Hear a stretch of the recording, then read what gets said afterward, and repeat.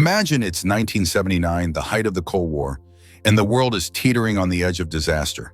The US and Soviet Union are in a deadly standoff, each with enough nuclear warheads to wipe out civilization. In the middle of the night, a US satellite detects something shocking, two rapid flashes of light, the unmistakable sign of a nuclear explosion. But here's the catch, it's in the Indian Ocean, a remote nowhere where no one should be testing bombs. Who set it off, and why after all these years is it still a mystery? As a nuclear physicist, I've spent years studying this enigma known as the Vela Incident. It's a tale of secret alliances, geopolitical games, and maybe even a cover-up. Stick with me because this story will pull you in and keep you guessing until the end.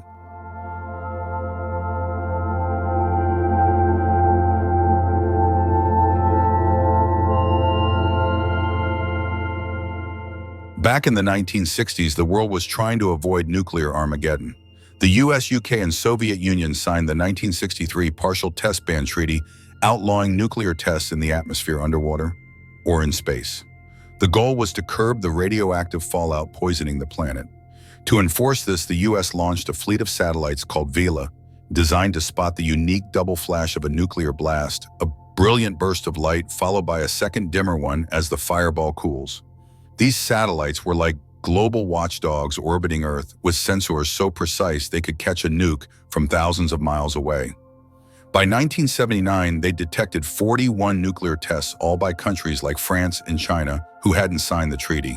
But on September 22, 1979, at 53 minutes past midnight, Vela 6911 picked up a double flash in a place no one expected, the Indian Ocean near the Crozet and Prince Edward Islands. Alarms blared at a U.S. Air Force base in Florida. Someone had broken the rules. The question was who?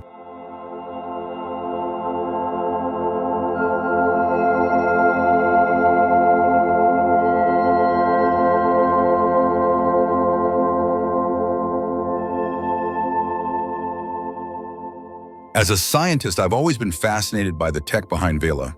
Those sensors, nicknamed bang meters, were engineering marvels tuned to detect light so intense it dwarfed natural phenomena like lightning. The data from that night showed two clear peaks, a textbook nuclear signature. But what struck me was the location smack between French and South African territories. This wasn't a known test site. It was as if someone wanted to hide what they were doing. The Cold War was a time of paranoia, and a secret test like this could have tipped the world toward chaos. Whoever did it was taking a massive risk, knowing the US would see it almost instantly. That boldness or recklessness makes this mystery so compelling.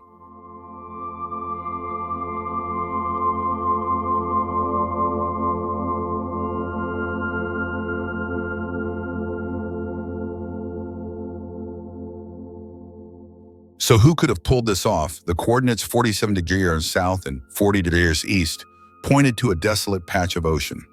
President Jimmy Carter noted in his diary, "It might have come from a ship," which narrows our suspects. First, let's consider France. They owned the nearby Crozet Islands and had a history of nuclear tests. But France had a state-of-the-art test site at Mururoa Atoll 7,000 miles away, where they'd switched to underground testing in 1975 to avoid fallout. US surveillance saw no French ships in the area. Why would they risk an illegal test so far from their setup? It doesn't add up. France is out. Now let's look at South Africa. In 1979, they were an international pariah under apartheid, fighting a war in Angola against Cuban troops backed by the Soviets. They were terrified of an invasion from the north. A nuclear weapon would have been a powerful deterrent, a way to tell Cuba, don't even think about it. South Africa had tried to test before in 1907. The CIA caught them digging a test shaft in the Kalahari Desert. Carter pressured them and they backed off. But maybe they didn't give up. Records show South African ships near the blast site, and their Simon's Town naval base was mysteriously restricted during the incident. That's suspicious.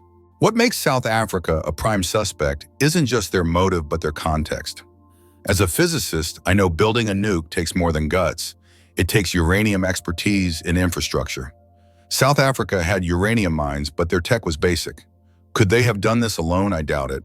This is where the trail gets murky, leading us to a possible accomplice, Israel. In the 1970s, Israel was surrounded by hostile nations, always one step from war. They couldn't afford to be caught testing nukes thanks to their policy of nuclear ambiguity, neither confirming nor denying their arsenal. South Africa had the raw materials. Israel had the brains. Together, they could have pulled off a secret test.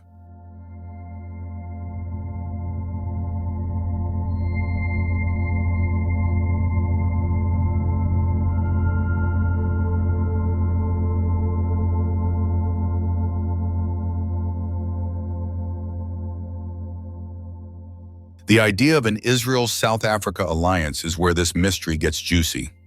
Both nations were outcasts in the 1970s, South Africa for apartheid, Israel for its conflicts. They needed each other. Declassified documents from 2010 show that in 1975, Israel offered to sell nuclear weapons to South Africa and signed a secret military pact. That's not just a handshake, it's a game changer. South Africa had uranium, which they'd been enriching since the mid-70s. Israel had the expertise to turn it into bombs. A joint test would have let Israel validate their designs, while South Africa gained data for their own arsenal. To bring this to life, picture Sarah, a young engineer in South Africa's nuclear program. Her story is based on real whistleblowers from that era. Sarah thought she was working on peaceful reactors, but late one night her boss asked her to log shipments to a foreign partner. The destination was coded, but whispers pointed to Israel. Sarah started to wonder if her work was fueling a secret bomb. Fear of the apartheid regime kept her quiet, but her story shows how ordinary people got tangled in this web. Then there's Mordecai Vanunu, a real figure.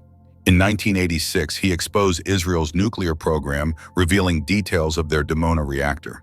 He was kidnapped by Mossad and jailed, but his leaks proved Israel had nuclear tech by 1979.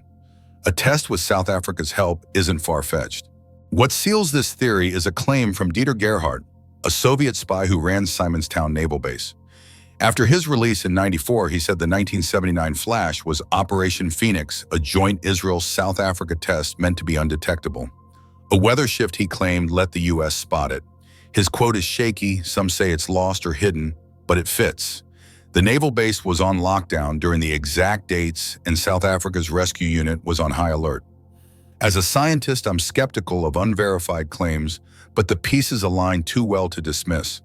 This wasn't just a test. It was a desperate move by two nations fighting for survival.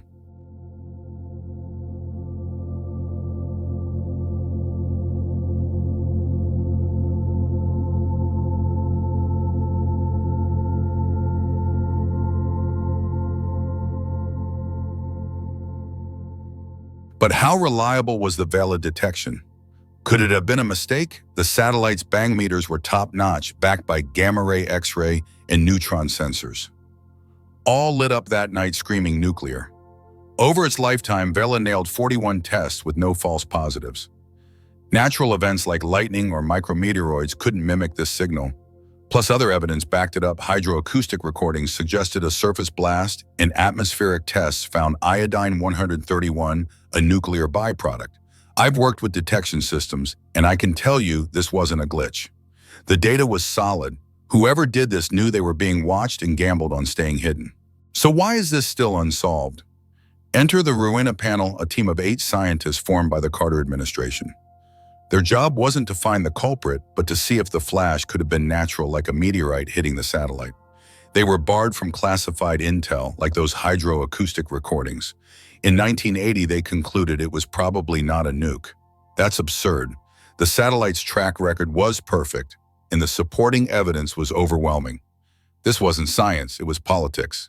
The U.S. had close ties with South Africa and Israel. Accusing them risked diplomatic chaos, especially with Israel, a key ally. Silence was easier. The Ruina panel's report feels like a dodge to me. I've seen how government pressure can skew research. By limiting the panel's scope and withholding evidence, the U.S. ensured an ambiguous outcome. It protected allies but undermined trust in global arms control. Key CIA studies from the time are still classified, which only fuels suspicion. Was it a test, a cover-up? We may never know for sure.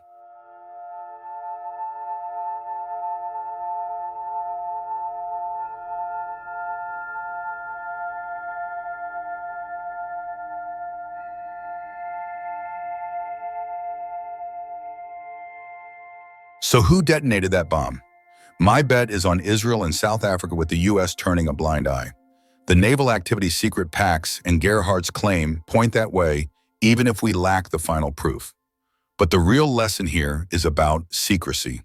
When nations hide their actions, they erode trust, leaving the world vulnerable. The Vela Incident isn't just a Cold War relic, it's a warning. Today, with new nuclear threats on the horizon, we need openness to avoid repeating history.